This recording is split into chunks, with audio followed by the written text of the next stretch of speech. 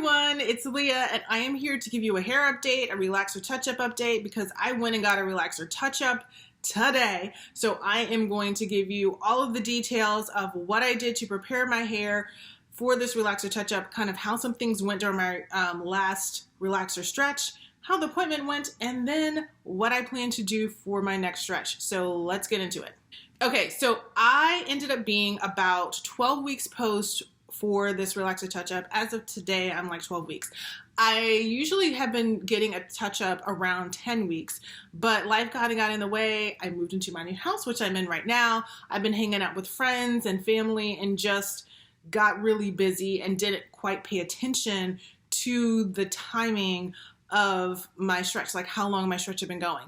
Plus, scheduling with my typical stylist is not that easy, and that also played a small role in it too, which I'll tell you a little bit about that later. So this relaxer stretch was really pretty easy. I didn't do anything out of the ordinary. I didn't try a ton of new hair products. There are a few things that I've tried that I probably will talk about on Instagram, not necessarily do a full review of, I don't know. But it was really simple, easy. My hair really did well. The one key thing that I did do that was a little different this time was I incorporated the Cream of Nature Bond treatment into my hair, into my wash, I should say, every single week. And I started doing that a few weeks into my stretch just because I started noticing a little bit of more breakage than normal. And so I said, let me try this. And it really did work. I really started feeling a difference with my hair. But of course, my last wash before my touch-up, I completely forgot to use the bond treatment. And I did notice a difference in my hair where I saw more breakage, and it got to the point where I was just like, okay, let me just wear my hair up for the last few days of this week because I was tired of seeing like hairs on my clothes and on the floor. So as I mentioned, my last wash, I forgot to do the bond treatment, but I did clarify my hair and did a lot of moisture, added a lot of moisture to my hair by using my hydrating and moisturizing deep conditioner. And so my hair overall felt really good during this week. And so that also helped with my new growth. Like I didn't have issues with my new growth, and I haven't been having any issues over the last few months and stretches just because I found products that work for my new growth, and it makes it nice and soft and easily to manage and work with. And it was kind of like this last week, I was actually touching my new growth quite a bit, like putting my hands up in my hair and touching it because it was nice and soft, and I just liked the texture of it. And so yeah, it's like stretching isn't hard, but I find that 10 to 12 weeks is best for my hair. So now on to the appointment. And I did not go to my regular hairstylist. No, I didn't. And it wasn't on purpose. It was really, I just couldn't get an appointment with her easily. She doesn't allow or have online scheduling. And she stopped it because of everything that happened in 2020, and also because she wants to try to maneuver her books so that her clients aren't sitting around waiting for their hair to be worked on while she's working on someone else. So she likes to try to match days up, or should I say match clients up based on the service they're getting. So I appreciate that because I never have to wait. I'm usually in and out, but it does make it more difficult because I can't schedule anything online kind of when I need to, when I want to. Plus, if I schedule something, I have to do it by calling, emailing, or texting her. She doesn't always get back to me in what I consider a timely manner. It might take a couple of days to get back to me, or I have to follow up multiple times before I hear from her. And then I would like to, and you're probably thinking, why don't you just schedule future appointments when you're there?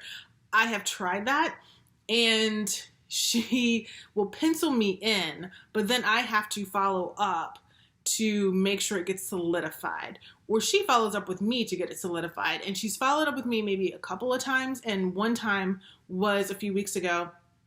She texted me like, hey, it's coming up time for your appointment. What days work for you? Well, unfortunately, she did it when I was driving back from Tennessee from visiting my sister. So I didn't see the text, and I unfortunately didn't see it for 2 days, but I did text her back and never heard back from her. So I said, okay, let me go ahead and schedule an appointment with this backup salon that I have here, which is just like in case she's not available. She's been having some health issues too, so if something happens to her, I have somewhere else to go. And I scheduled an appointment with them. I can schedule it online. And never heard back from her. I didn't follow up. I was just like, I just don't have time for this. So I've got an appointment. I'm going to go. And I went. The stylist I got was a guy, which I haven't had a guy do my hair in over a decade. I was like in college when I did. And that guy was very condescending.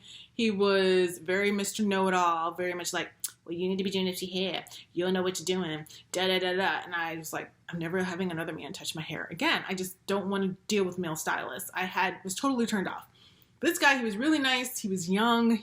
He had just, he was new to doing hair, new-ish.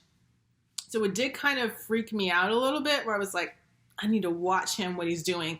So I was paying attention to like how he was applying the relaxer, like how long he was leaving it in, how he was washing my hair. He did like not get my nape very well when he was like washing and conditioning and stuff. So I had to keep reminding him about it. But overall it went really well. I didn't see anything that concerned me in terms of what he did and how he did it. And I think my hair turned out really well. I did end up doing an Olaplex 8 moisture mask. I had been seeing a lot about it. I hadn't tried it. I thought about buying it myself, but it's so expensive. And I'm like, I just can't bring myself to spend that much money on something that my hair might not like or might not make that big of a difference, because I've tried number 3, which is the bond treatment. And I feel like the bond treatment I use from Cream of Nature does a much better job, and it's like a fraction of the price. But I will say I was impressed with the moisture mask. I do feel like it made my hair feel even more nice and soft and supple than normal. And I think it also helped contribute to some of the shine that we're seeing here. And I'll show you a little bit about what my hair looks like in just a few minutes, or just a little bit. I don't know if it's a few minutes because I'm just talking. Who knows? So after the moisture mask and everything, he blow dried my hair and then also gave me a trim. I basically said, I'm trying to trim up the areas and just kind of even stuff out. So he did even me out pretty nicely. So let me go ahead and show you what my hair looks like. He gave me a center part, which he asked me what kind of part do I usually do, and I don't have a specific side I typically do. I don't do side center parts because I typically don't like how I look, but I like it this time. But anyway, here's what the back of my hair looks like.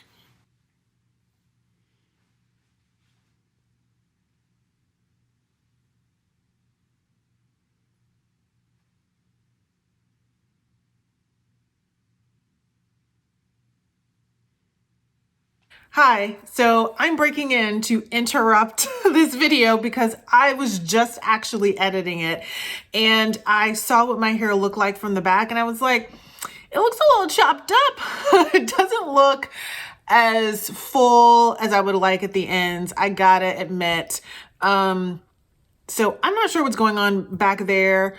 I thought it looked better. I saw it when I was in the salons. I don't know what happened from when I was in the salon, saw it, and then got home. I don't know if I just didn't look hard enough or what. But I will say that in the days following, I have gone and I've gone back to my side part instead of my middle part. My hair was just looking way too flat. And I've been curling my hair using steam rollers and then putting it up in a bun at the end of the day. And so this is what it's looking like now in the back. I will turn around and I'll show you.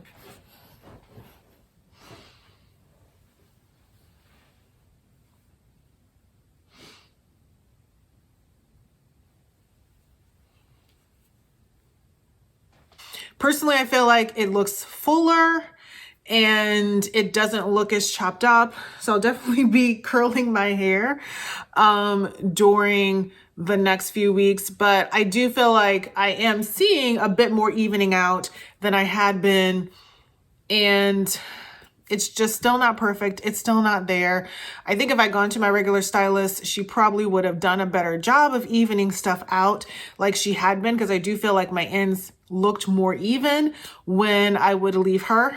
So I guess that's just the price I had to pay. But anyway, just wanted to jump in and say that and acknowledge the fact that, you know, my ends are not looking as full and even as I would prefer. So I do like the movement.